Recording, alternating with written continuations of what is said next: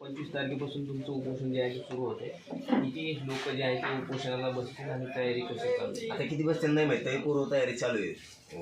जेणे बांधणं अमकं तमकं ते काम सुरू झालं. किती बसतील हे नाही सांगता येणार, कारण आधी ठरलं होतं आमचं सामूहिक करायचं. आताही ठरलेलंच आहे, त्यात काय बदल नाही झाला ते आमच्या पोट्ट्यामध्ये काही जण म्हणतात मला भूक लागायची काय आता काय म्हणजे भूका लागायच्या म्हणजे हे काय धोरण बसायचं आमचं दिसत नाही यांचं.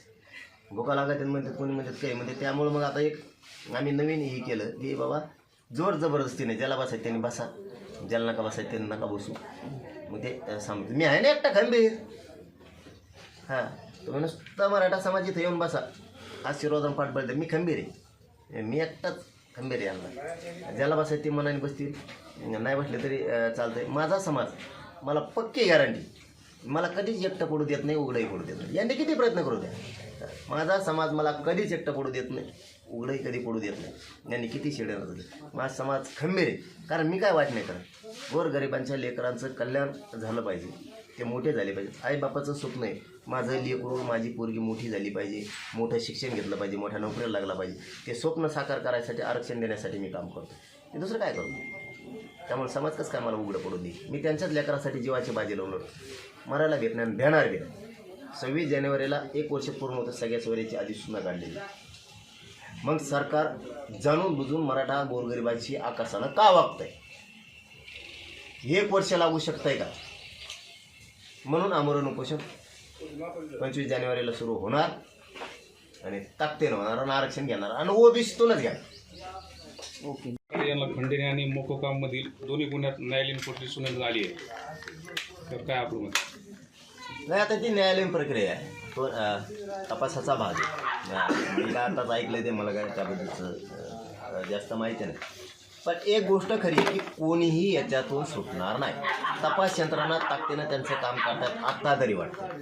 सरकार एकाही आरोपीला पाठीशी घालणार नाही, कारण ही शब्द मुख्यमंत्र्यांनी दिले आहे स्वतः की मी एकही आरोपी सुटू देणार नाही. कारण कुटुंब हे त्यांच्या घरी गेले होते, मुख्यमंत्री काय त्यांच्या घरी आले नव्हते. म्हणून एवढ्या मोठ्या समाजाचा रोष अंगावर ते घेणार नाहीत. आणि त्यांच्या एका शब्दामुळं आशा आणि अपेक्षा ठेवली मराठा समाज की न्याय 100% मिळणार, एकही आरोपी सुटणार नाही, अपेक्षा भंग होणार नाही याची खात्री. कारण त्यातला एक जरी आरोपी सुटला खंडणीतला किंवा खुनातला, देशमुख कुटुंबाच्या जीवाला धोका आहे, ते मारून टाकू शकते त्या कुटुंबाला. त्यामुळे एकही सुटता कामा नाही ही मुख्यमंत्र्यांकडं आमची विशेष करून मागणी. एकही आरोपी सुटता कामा, खंडणीतला आणि खुनातला हे आरोपी एकच.